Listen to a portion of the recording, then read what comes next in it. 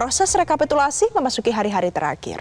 Di sisi lain, sejumlah peserta pemilu sudah ancang-ancang untuk menggugat hasil pemilu 2024 ke Mahkamah Konstitusi.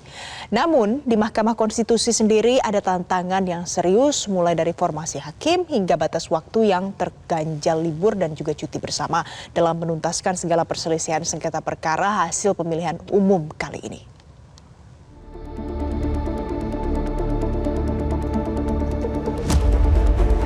Proses rekapitulasi memasuki momen terakhir. Komisi Pemilihan Umum atau KPU RI tengah menghitung suara pemilu 2024. Di sisi lain, sejumlah peserta pemilu sudah ancang-ancang untuk menggugat hasil pemilu 2024 ke Mahkamah Konstitusi. Ketua MK Soehartoyo mengatakan mereka sudah siap dalam menghadapi sengketa perselisihan hasil pemilihan umum atau PHPU. Ia pun mengaku MK sudah membentuk tim penanganan sengketa pemilu. Ia menambahkan mereka memitigasi berdasarkan pelajaran sengketa pemilu di masa lalu. Dalam kasus Pilpres misalnya, mereka memitigasi kemungkinan lebih dari satu pasang paslon yang akan menggugat. Sementara itu di level pemilu legislatif diprediksikan sekitar 500 lebih perkara akan berlangsung di sengketa Pileg 2024. Di tengah prediksi banyaknya perkara yang bakal berlangsung, Mahkamah Konstitusi dihadapkan dengan persoalan formasi hakim konstitusi, di mana putusan Majelis Kehormatan Mahkamah Konstitusi atau MKMK melarang mantan Ketua MK Anwar Usman untuk memeriksa PHPU Pilpres 2024 buntut putusan batas usia minimal Capres dan Cawapres yang menjadi lampu hijau bagi Gibran Rakabuming Raka putra sulung Presiden Joko Widodo menjadi Cawapres. Menanggapi hal itu, Ketua Mahkamah Konstitusi Soehartoyo mengatakan bahwa MK tengah mengembangkan strategi untuk menangani dan mengadili perkara perselisihan hasil pemilihan umum tanpa melibatkan Hakim Konstitusi Anwar Usman agar tidak mengganggu jalannya proses keputusan.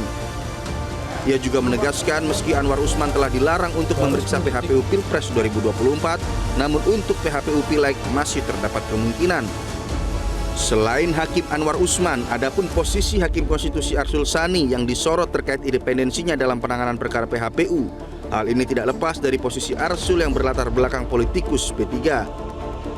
Soehartoyo mengaku sejauh ini masih terus dibahas dan memang perlu kesepakatan dalam rapat permusyawaratan hakim atau RPH untuk menangani dugaan konflik kepentingan Arsul Sani.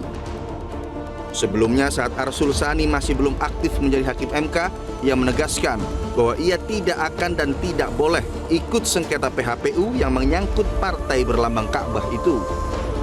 Selain persoalan komposisi hakim, adapun tantangan batas waktu penyelesaian sengketa Pilpres 2024 yang dibatasi 14 hari di tengah kompleksitas kecurangan pemilu saat ini. Tantangan ini pun diakui oleh Ketua MK Soehartoyo. Ia mengaku ada tantangan dalam pelaksanaan sengketa, apalagi pemohon berpotensi lebih dari satu.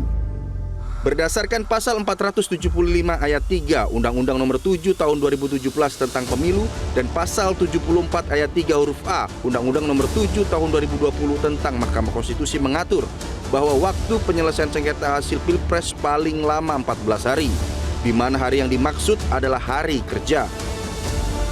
Mengacu pada peraturan MK nomor 5 tahun 2023, Mahkamah Konstitusi membuka pendaftaran 3 hari setelah penetapan hasil pemilu presiden dan wakil presiden oleh KPU. Permohonan yang masuk dijadwalkan untuk dicatat dalam EBRPK atau Buku Registrasi Perkara Konstitusi pada 25 Maret mendatang, menyesuaikan dengan penetapan hasil pemilu oleh KPU. Batas waktu penyelesaian perkara PHPU selama 14 hari kerja dihitung sejak permohonan sengketa diregistrasi atau dicatat dalam EBRPK.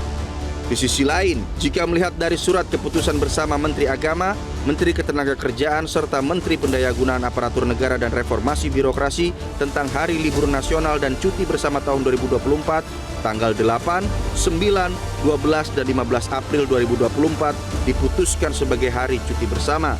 Artinya, apabila pengucapan putusan tetap dilakukan pada 16 April seperti yang sudah dijadwalkan oleh MK, lembaga tersebut hanya menggunakan waktu 10 hari kerja dari 14 waktu hari kerja yang diberikan oleh undang-undang. Hal ini pun menimbulkan kekhawatiran baru terkait tidak cukupnya waktu, sehingga tidak semua dalil atau bukti bisa dipertimbangkan, sehingga nantinya bisa menjadi persoalan baru lagi. Tim Liputan Metro TV. Jelajahi cara baru mendapatkan informasi. Download Metro TV Extend sekarang.